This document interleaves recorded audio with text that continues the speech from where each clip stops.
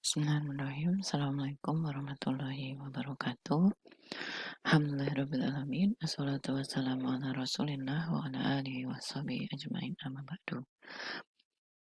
Alhamdulillah, baiklah pada video kali ini kita akan membahas mengenai eh, mata kuliah teori ekonomi mikro untuk materi sewa, bunga, dan keuntungan. Untuk materi kali ini kita masih membahas mengenai pasar input ya, atau pasar-pasar faktor produksi. Pembahasan kita kali ini meliputi yang pertama definisi sewa ekonomi, karena sewa yang kita bicarakan dalam teori ekonomi mikro ini berbeda dengan sewa yang biasanya ya kita bicarakan dalam kehidupan sehari-hari ya. Kemudian yang kedua, perbedaan antara sewa ekonomi dan transfer earning atau pendapatan pindahan, kemudian sewa tanah sebagai surplus, permintaan terhadap modal dan produktivitas modal, kemudian kita bahas penentuan tingkat bunga dan perbedaan bunga nominal dan bunga real. Yang terakhir, kita bahas tentang teori-teori yang menerangkan sebab-sebab pengusaha memperoleh keuntungan. Nah, yang pertama kita bahas tentang sewa ya. Sewa ini adalah salah satu pendapatan yang terkait dengan faktor produksi tanah. Tapi bisa juga sewa ini terkait dengan faktor produksi lain. Nah, kenapa bisa terkait dengan faktor produksi lain? Nah, kita lihat dari definisinya ya.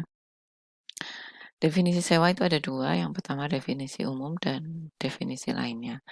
Definisi umum dari sewa dalam teori ekonomi mikro ini, sewa ekonomi adalah harga yang dibayar atas penggunaan tanah, gitu ya. Penggunaan tanah dan faktor-faktor produksi lain. Nah, ini catatannya di sini. Faktor-faktor produksi lain yang jumlah penawarannya tidak dapat ditambah. Gitu ya.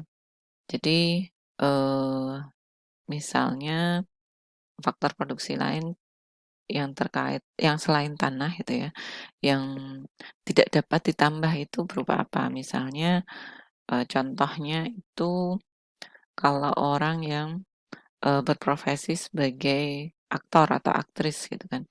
Dia kan punya faktor produksi berupa ya keterampilan dia gitu ya. Maka itu tidak bisa ditambah, maka itu sebenarnya disebut pendapatan dia itu disebut sebagai sewa ekonomi gitu ya. Jadi kalau dalam kehidupan sehari-hari kita menyebutkan bahwa sewa itu ya misalnya sewa atas ruko, sewa atas mobil seperti itu ya. Tapi kalau dalam hal teori ekonomi mikro ini yang dimaksud dengan sewa ekonomi tadi adalah harga yang dibayar atas penggunaan tanah atau faktor produksi lain yang jumlah penawarannya tidak dapat ditambah.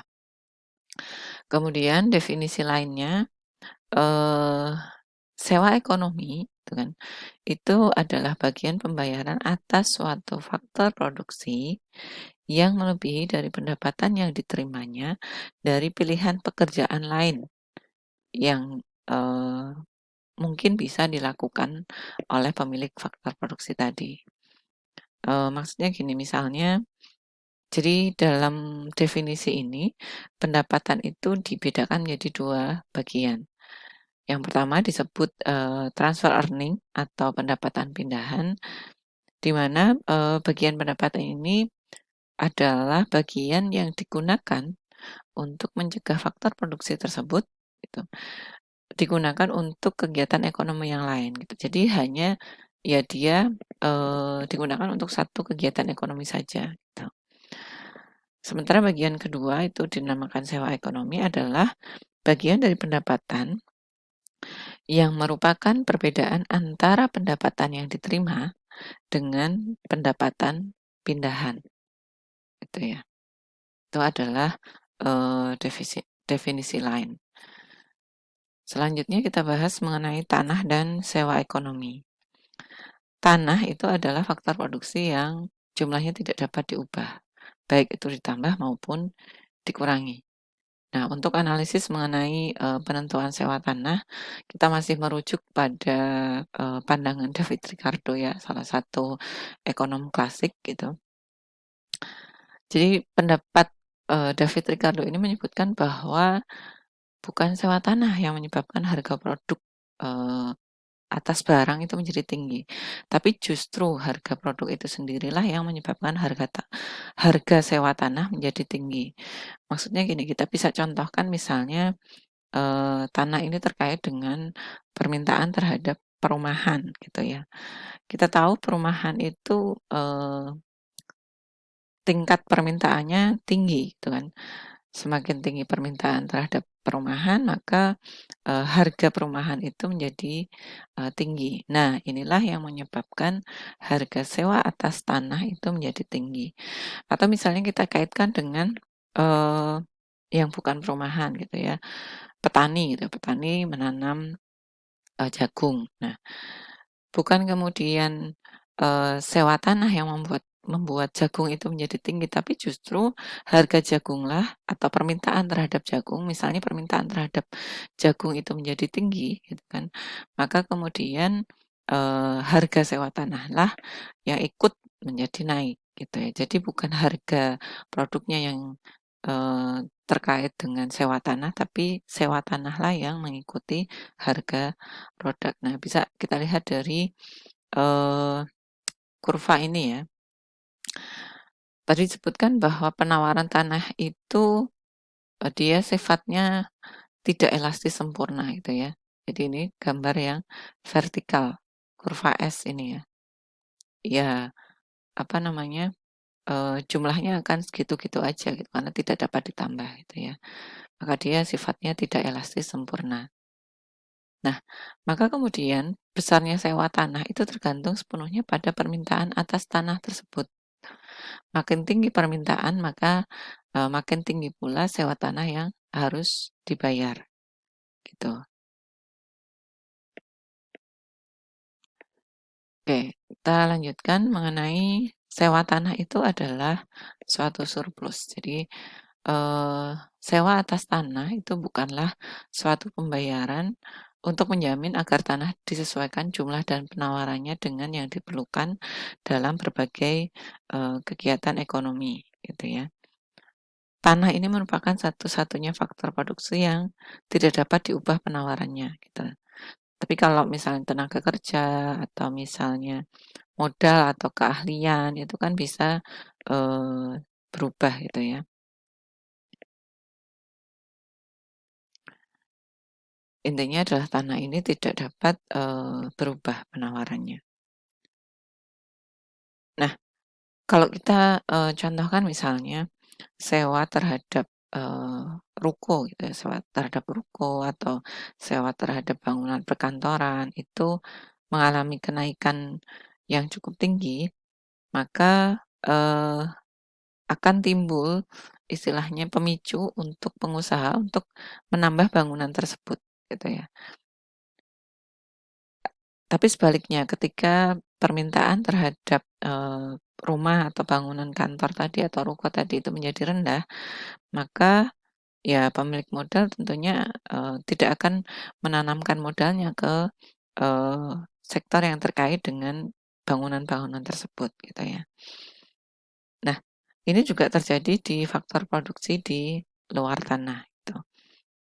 Misalnya kalau misalnya banyak penduduk yang menawarkan tenaga kerja di pasar, maka upahnya, apa namanya,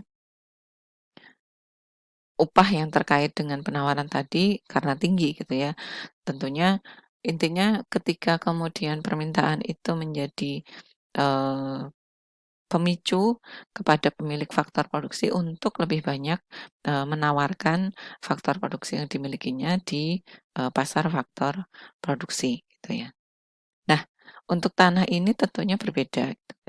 Perubahan-perubahan terhadap, sewa tanah gitu, mau harganya naik, mau harganya turun ya yang bisa ditawarkan sebesar itu saja gitu loh, sebanyak itu saja gitu.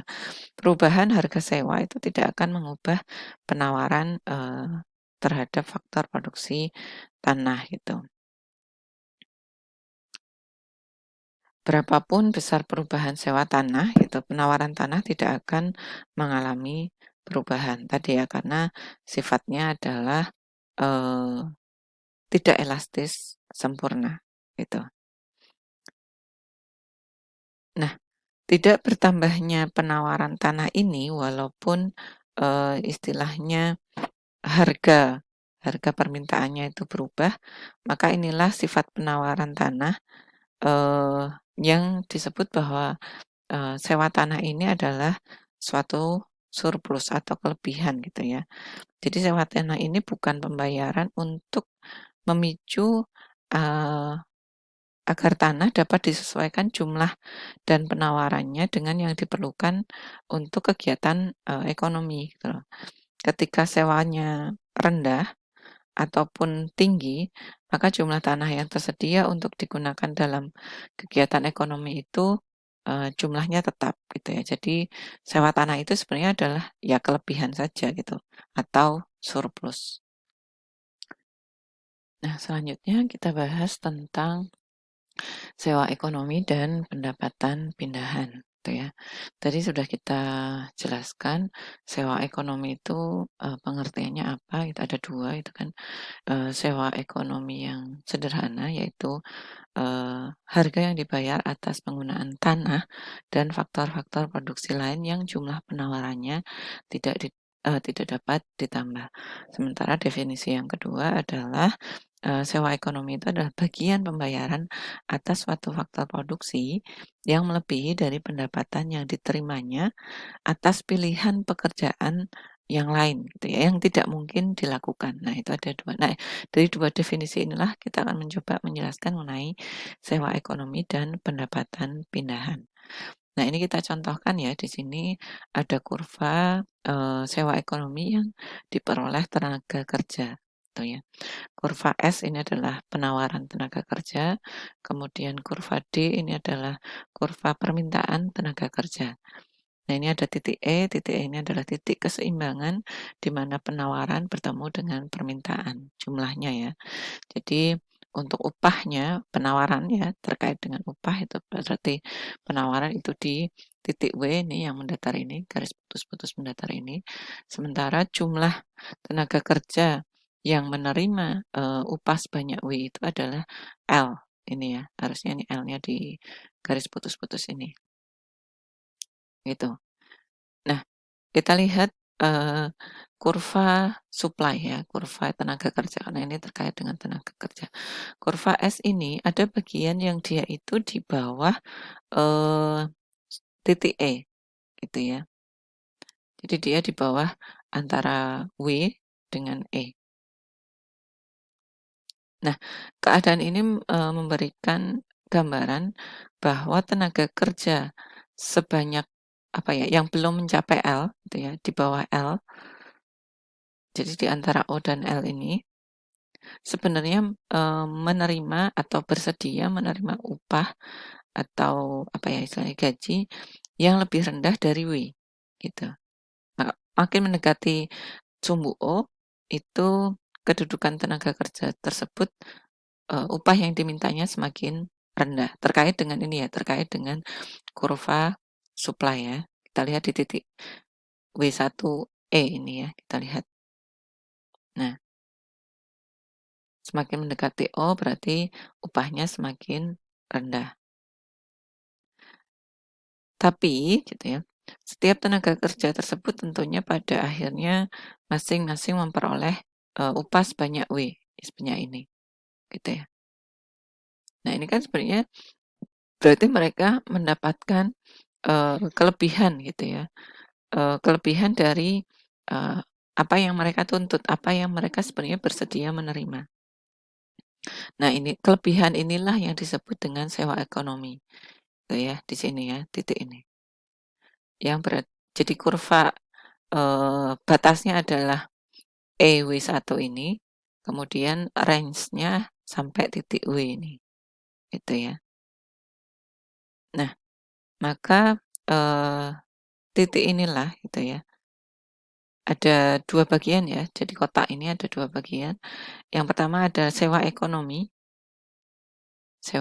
ini berarti tadi yang terkait dengan, eee, kelebihan ya, kelebihan yang diterima oleh tenaga kerja, yaitu di segitiga W1EW, itu adalah sewa ekonomi.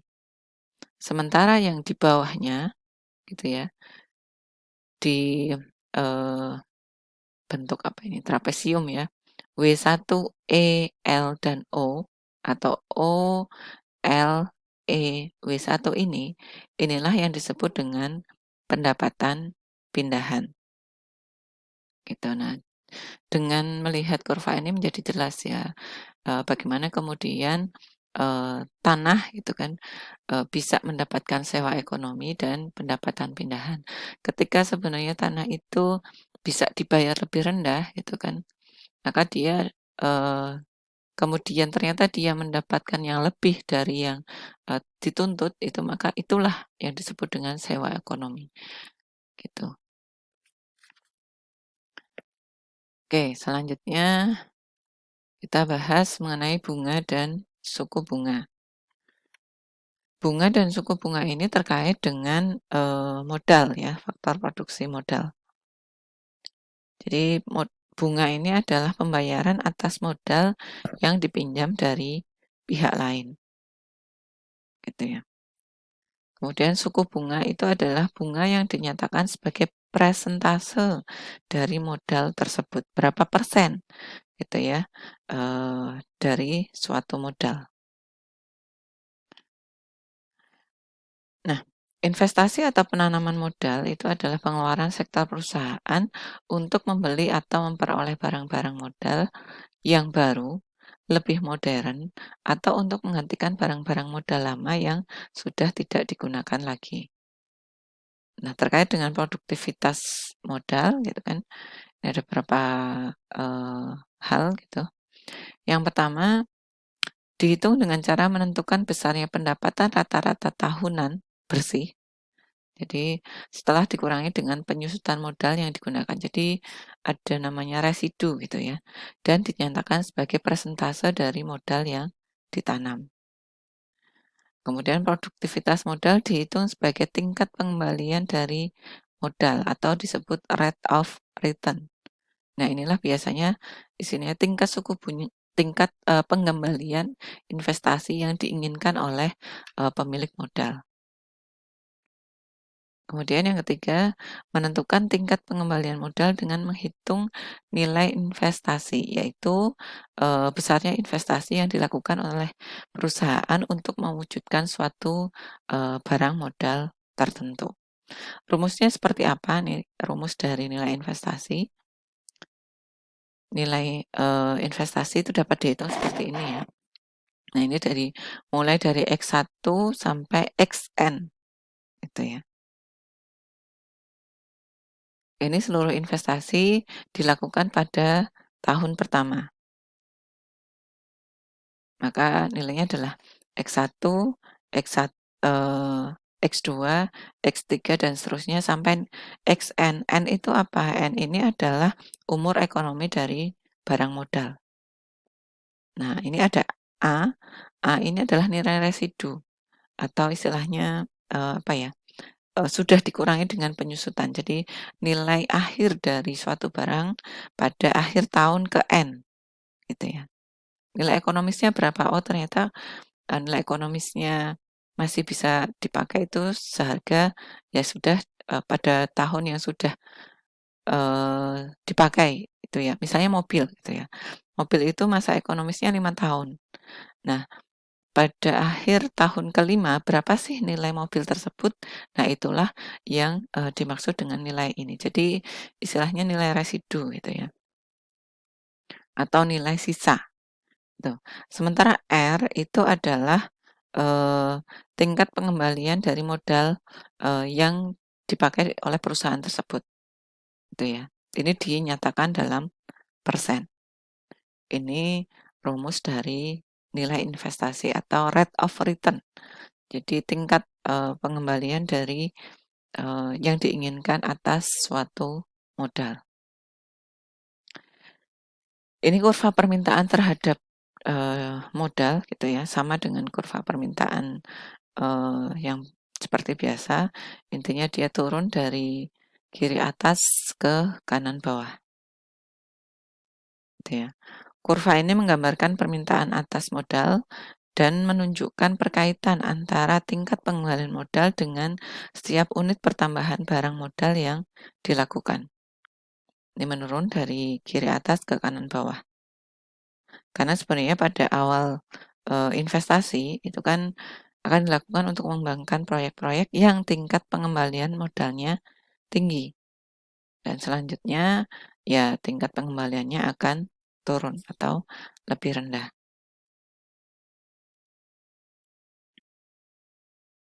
Ini ya. Kita beralih ke suku bunga dan tabungan masyarakat. Nah, dalam suatu perekonomian, tidak semua pendapatan yang diterima masyarakat itu digunakan untuk pengeluaran gitu atau tidak buat konsumsi. Itu ada sebagian pendapatan yang akan disisihkan oleh penerima pendapatan dan dijadikan sebagai tabungan. Tentunya untuk tabungan ini banyak tujuan gitu ya. Nah, bagaimana pandangan klasik terhadap suku bunga dan tabungan masyarakat ini?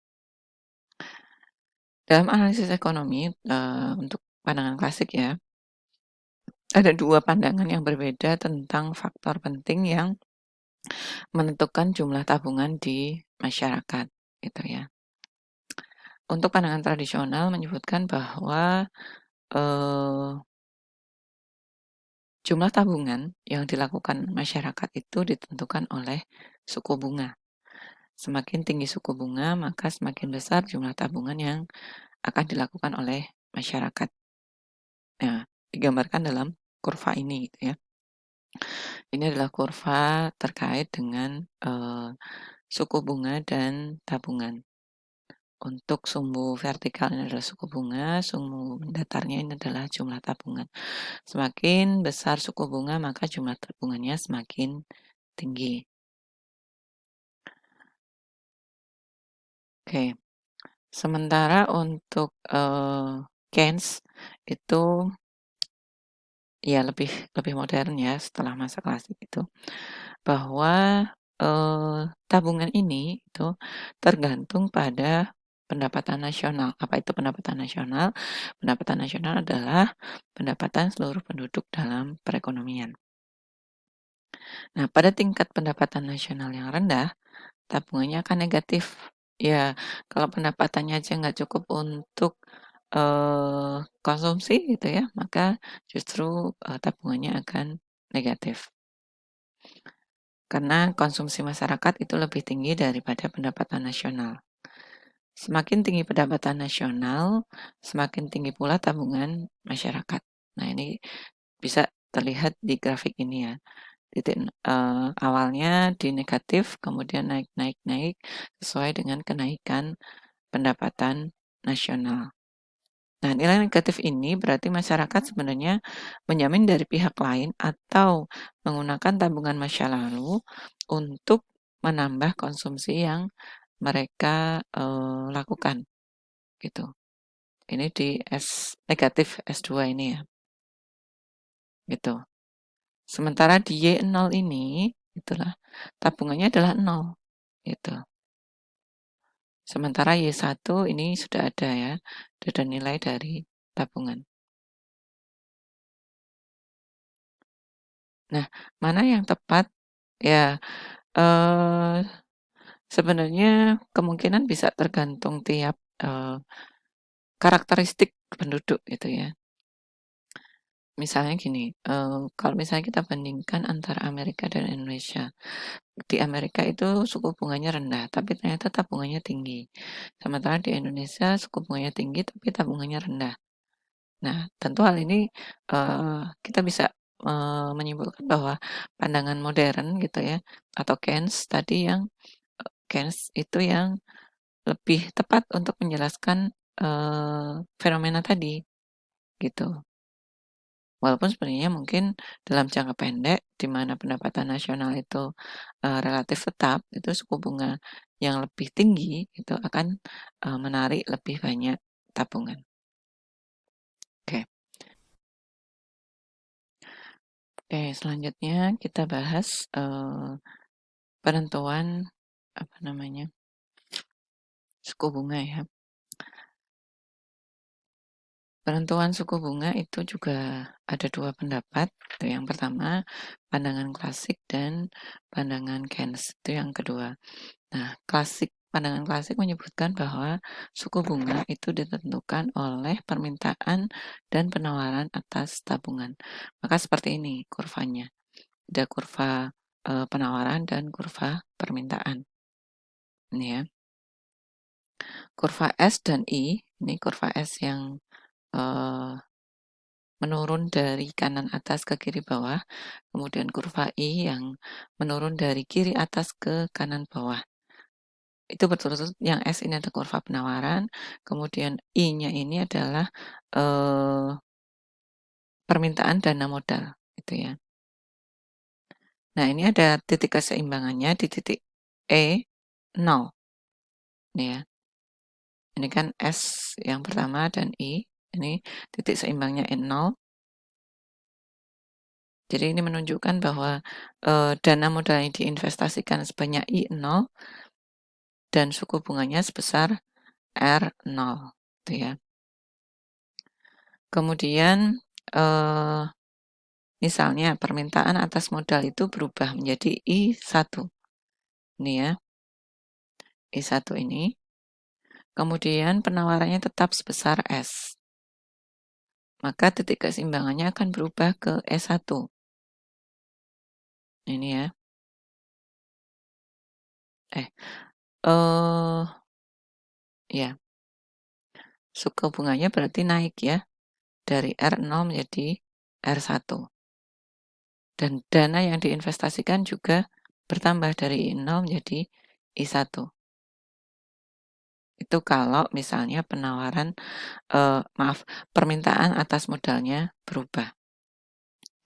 Sementara kalau permintaan atas modalnya tetap, tetapi penawarannya bertambah. I-nya tetap, penawarannya bertambah. Maka keseimbangannya kan berubah ke titik E2. Ini ya. Maka perubahan tersebut menyebabkan suku bunganya turun dari R0 menjadi R2. Dan dana yang diinvestasikan juga turun menjadi I2. Lalu bagaimana dengan pandangan Keynes? Nah, pandangan Keynes ini berawal dari bahwa, menurut Keynes itu, apa namanya, ada 3 motif orang untuk memiliki uang. Yang pertama ada transaksi, kemudian yang kedua berjaga-jaga, yang ketiga spekulasi. Nah, inilah yang membuat perbedaan dari sisi penentuan suku bunga, gitu ya. Suku bunga menurut pandangan Keynes itu bahwa suku bunga tergantung pada jumlah uang yang beredar atau penawaran uang dan preferensi likuiditas atau preferensi tadi, permintaan uang tadi yang ada 3 motif tadi ya. Nah, kurva LP ini, nah dari kurva ini kita lihat LP ini adalah preferensi likuiditas yang menggambarkan permintaan atas uang. Permintaan untuk transaksi dan berjaga-jaga itu makin tinggi pendapatan, maka semakin tinggi pula permintaan untuk, transaksi dan berjaga-jaga. Sementara untuk spekulasi itu tergantung pada suku bunga. Pada waktu suku bunga, tinggi, hanya sedikit uang yang akan ditahan masyarakat, untuk spekulasi. Tapi kalau suku bunganya rendah, maka lebih banyak yang, tidak dispekulasikan, gitu ya. Maka dari itu sifat permintaan uang untuk spekulasi ini, eee, di kurva LP ini ditunjukkan seperti kurva LP. Nih ya. M0 dan M1 ini menggambarkan bahwa jumlah uang dalam peredaran itu selalu tetap, maka bentuknya adalah tidak elastis sempurna. Itu ya. Pada waktu jumlah uang itu adalah M0, suku bunganya adalah R0. Nah, ini ada titik di mana, pertemuan dengan LP. Sementara pada waktu jumlah, uang yang beredarnya M1, suku bunganya adalah R1. Nah, ini menunjukkan bahwa semakin banyak uang beredar, maka semakin rendah suku bunga. Faktor apa saja yang menentukan, perbedaan suku bunga? Yang pertama adalah perbedaan resiko. Nah, perbedaan resiko ini misalnya, tentunya orang dengan resiko tinggi gitu kan, eee, oke, kita umpamakan misalnya pinjaman dari pemerintah dan pinjaman dari swasta gitu ya. Resiko yang ditanggung oleh orang yang meminjamkan kepada pemerintah itu lebih kecil gitu. Sementara, untuk swasta tentunya lebih besar. Nah, ketika resikonya itu lebih kecil, maka suku bunganya juga lebih rendah gitu ya. Maka ketika orang meminjamkan uangnya itu ke pemerintah gitu, karena ya pemerintah kemungkinan untuk prestasinya lebih kecil daripada, swasta, maka ya suku bunga yang dibayarkan pemerintah lebih kecil, gitu. Yang kedua adalah jangka waktu pinjaman. Semakin panjang atau semakin lama modal dipinjamkan, maka semakin besar tingkat bunga yang harus dibayar. Karena ini terkait juga ketika seorang itu meminjam, kemudian punya jangka waktu yang lebih lama, tentunya ya dia bisa, memutar modal yang dipinjamnya itu dan menghasilkan yang lebih tinggi. Tentunya dia akan ya mau dan istilahnya membayar, bunga yang lebih tinggi. Yang ketiga adalah biaya administrasi pinjaman. Berapapun jumlah pinjamannya itu kan sama ya biaya administrasi pinjaman gitu ya. Maka, pinjaman itu lebih kecil, pinjaman yang relatif lebih kecil, itu jumlahnya akan membayar suku bunga yang lebih tinggi. Karena apa? Ya karena tadi untuk administrasi misalnya antara pinjaman yang 1 miliar dengan 1 juta, ternyata biaya administrasinya sama, gitu ya. Maka kalau jumlahnya lebih kecil, ya suku bunganya lebih tinggi. Oke, selanjutnya mengenai suku bunga nominal dan suku bunga real. Apa itu suku bunga nominal? Suku bunga nominal itu misalnya terkait dengan, apa yang tertulis di misalnya kita punya deposito gitu ya, deposito tertulis bunganya 10%. Nah itulah, suku bunga nominal. Yaitu suku bunga yang digunakan untuk menentukan, besarnya bunga yang harus dibayar oleh, eee, kalau bank di sini berarti dia yang meminjam modal dari nasabah gitu ya. Sementara tingkat bunga real itu adalah tingkat suku bunga yang menunjukkan persentase kenaikan nilai real dari modal yang ditambah dengan bunganya dalam setahun. Gitu ya. Misalnya contohnya gini, kalau eh, dalam 1 tahun gitu kan harga-harga tuh naik sebesar 10%. Sementara nilai real dari modal ditambah dengan bunganya bukan mengalami kenaikan sebesar 15%. Kenaikan nilai real modal ini hanya 5%, jadi selisihnya. Atau bahkan tadi kalau misalnya suku bunga depositonya cuma 10%, ya berarti dia tidak, mendapatkan suku bunga real, gitu ya. Terakhir mengenai, keuntungan gitu ya. Kita lihat pengertian keuntungan versi perusahaan atau pembukuan. Keuntungan versi perusahaan atau pembukuan adalah hasil positif selisih positif ya, tentunya keuntungan itu selisihnya harus positif gitu ya, dari penjualan dikurangi dengan biaya. Biaya apa saja ya? Biaya-biaya yang terkait dengan operasional perusahaan. Biaya bahan mentah, biaya upah, biaya sewa, sewa mesin, sewa tanah, sewa apa ya, sewa gedung, seperti itu. atau penghapusan depresiasi. Nah, depresiasi nanti, teman-teman bisa pelajari di akuntansi ya, atau depresiasi itu terkait dengan penyusutan. Nah, sementara pengertian keuntungan versi ekonomi itu adalah selisih positif dari penjualan dikurangi dengan biaya seperti pada komponen biaya versi pembukuan dan ditambah biaya tersembunyi. Biaya tersembunyi itu apa? Nah, biaya tersembunyi ini adalah eh, istilahnya biaya produksi yang tidak dibayar dengan uang, tapi perlu dilihat sebagai bagian dari biaya produksi.